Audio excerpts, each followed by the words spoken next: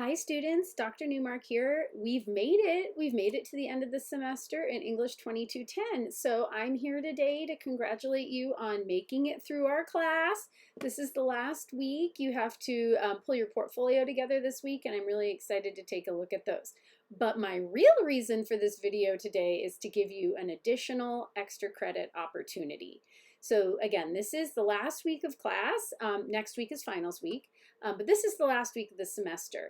So by Friday of this week, 11:59 p.m., you have to record a 1-minute video for me and share it to me via email at newmark@unm.edu, hopefully as a YouTube file, not as a downloadable video file, that addresses this theme. So this is the theme. Technical communication you can hold, okay? So I have two examples for you in this video. Here is a bottle of lotion. Here we go, little hand lotion, nice little hand lotion. And here is a document from a couple years ago produced by the United States government, the State Department, discouraging people from taking non-essential travel. It's a little flyer. So I have two examples of professional communication that I can hold. So you need to find an example of technical or professional communication that you can hold. And in your 1-minute video, you need to tell me, on the basis of reading that user-facing documentation information like this, who their desired audience is, what the purpose for the communication is, and how it appeals to pathos, which makes an emotional appeal, how it appeals to logos, which is logic, and how it establishes ethos, which is the credibility of the organization producing it. So in this case, this is like a little Avon hand lotion, right? It's pink, it's got some nice little designs here at the top.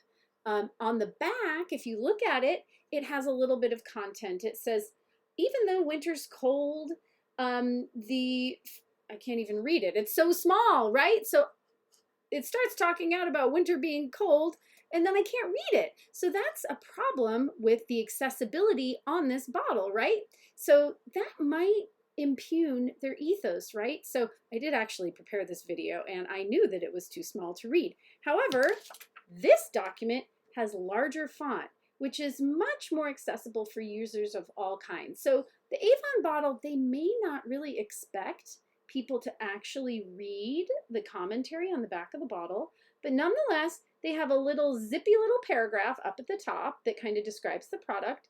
Then they have how to use it with a little heading, which you can't really see very well. That's that one line kind of in the middle. And then they have a big paragraph of warnings about not to get it into your eye, etc.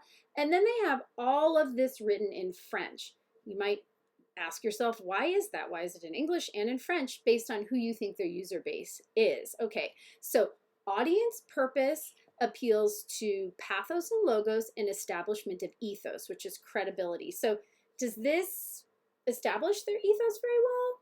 I mean, maybe it tells you a little bit about their company, that they're, I don't know. Now this one, ethos, pathos, logos, audience, and purpose are a little bit more forthright. And again, this is a document that has a little bit more urgency or oomph than just the text on the back of a lotion bottle that people don't necessarily have to read. But this flyer was intended for people to actually really read, right? And it establishes pathos, which is an emotional reaction. It attends to logos, like a logical reason why you should follow this instruction. And it establishes ethos, the credibility of the US government to make these claims, to make these suggestions. And they do that by a certain color profile, red, white, and blue. And they have this seal right here on this brochure. Okay, so again, your extra credit prompt is technical and professional communication that you can hold in your hands. You have to talk about audience, purpose, ethos, logos, and pathos all in 1 minute and send it to me as a video by 11:59 on the Friday of the last week of classes, not finals week, Friday of the last week of classes. On that note, just want to tell you what a thrill it was to have you all in this class. I really enjoyed having you.